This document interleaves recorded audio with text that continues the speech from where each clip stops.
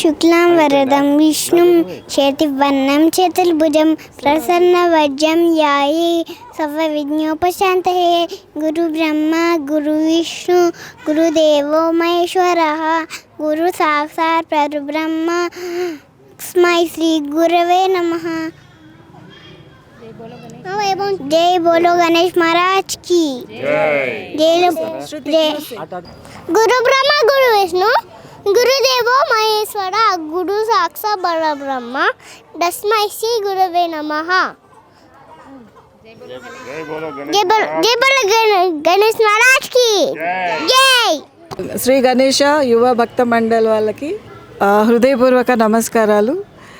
చాలా బాగా ఈ ఎకో ఫ్రెండ్లీ గణేశాన్ని చేసి 37 ఫీట్ హైట్లో ఇక్కడే 2 నెలల నుంచి తయారు చేసి అన్ని పర్యావరణ హితమైనటువంటి రంగులు ఉపయోగించి ఎటువంటి హాని లేకుండా అందరి సపోర్ట్తోని చాలా బాగా చేశారు. ఈరోజు మేము బచ్పన్ స్కూల్ కొత్తపేట నుండి ఎల్కేజీ అండ్ యూకేజీ పిల్లలకి ఈ వినాయకుడి విగ్రహాన్ని చూపించుదామని, తర్వాత ఈ పర్యావరణం గురించి ఎలా కాపాడాలి పిల్లలకి అవగాహన వస్తుంది.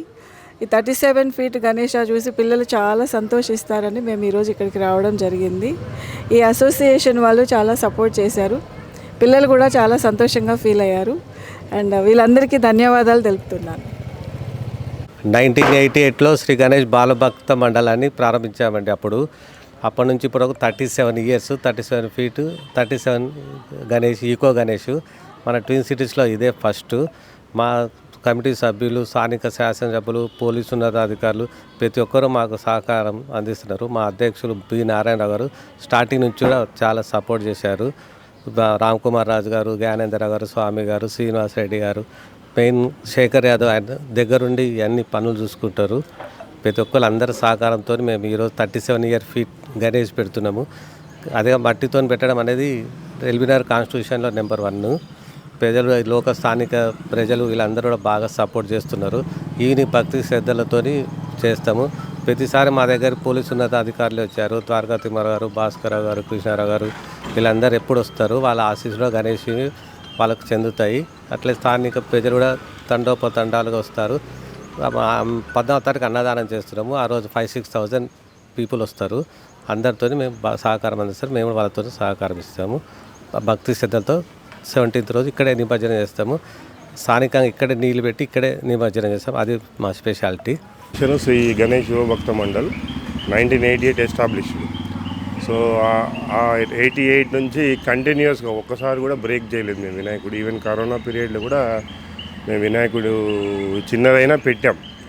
ఇయర్ కూడా బ్రేక్ చేయకుండా ఎవ్రీ ఇయర్ పిఓపిదే పెడుతున్నాం. అయితే గత 6 ఇయర్స్ నుంచి ఈ నిమజ్జనము కార్యక్రమాలు ఈ పిఓపి ఇది ఇబ్బంది కలుగుతుంది, ప్లస్ ఈ లేట్ అవుతుంది రోజు, ప్లస్ ఈ ఎకో ఫ్రెండ్లీ ఉండాలనే ఉద్దేశంతో 6 ఏళ్ళ నుంచి మట్టి వినాయకుడికే వెళ్ళాము. సో నిమజ్జనం అనేది ఇప్పుడు ఇది 60 రోజులు పడుతుంది ఈ సమయం. ఇది కలకత్తా కళాకారులు కలకత్తా నుంచి వచ్చి ఇక 60 డేస్ ఇక్కడే ఉండి ఇక్కడే తయారు చేస్తారు. ఓన్లీ మట్టి వినాయకుడు, ప్యూర్ గడ్డి, మట్టి, కట్టెలు తప్ప అసలు దీంట్లో కలర్ కూడా ఈవెన్ న్యాచురల్ కలర్సే వాడతారు. సో ఈ మనకి ఎవ్రీ ఇయర్ అన్నదానం కార్యక్రమం కూడా ఉంటుంది. On Sunday, next Sunday 14th ఉంది. 14th సాటర్డే రోజు ఉంది. ఈవినింగ్ మనకు దాదాపు 4-5 వేల మంది వస్తారు అన్నదానాన్ని కూడా. నిమజ్జనం వచ్చేసి 17th రోజు కూడా. ఈ నిమజ్జనం కూడా ఎలా జరుగుతుందంటే వాటర్ షవర్ తోటే జరుగుతుంది. వాటర్ షవరు, పాలు, పసుపు, కుంకుమ, దీంతో మన మోటార్లు పెట్టి మోటార్ తోటి డ్రైన్ చేస్తారు మొత్తం అంతా. ఒక 4-5 అవర్స్ ప్రాసెస్ ఉంటుంది. ప్రాసెస్లో మొత్తం నిమజ్జనం అయిపోతుంది ఇక్కడ. దానికి సంబంధించిన మట్టి ఏదైతే మనకి పడుతుందో అది ఇక్కడ స్థానిక ప్రజలు వాళ్ళు తీసుకెళ్ళి చెట్ల కుండీలలో దాంట్లో వేసుకుంటారు. సో నిమజ్జనం వైభవంగా జరుగుతుంది. 17th రోజు పొలాలలో వేసుకునే వాళ్ళు వేసుకుంటారు, తీసుకుపోయే వాళ్ళు ఇంటికి తీసుకుపోతారు. సో 17th రోజు నిమజ్జనం అండి.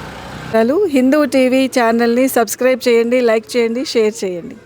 Thank you. హిందూ టీవీ ప్రేక్షకులకు ధన్యవాదాలు.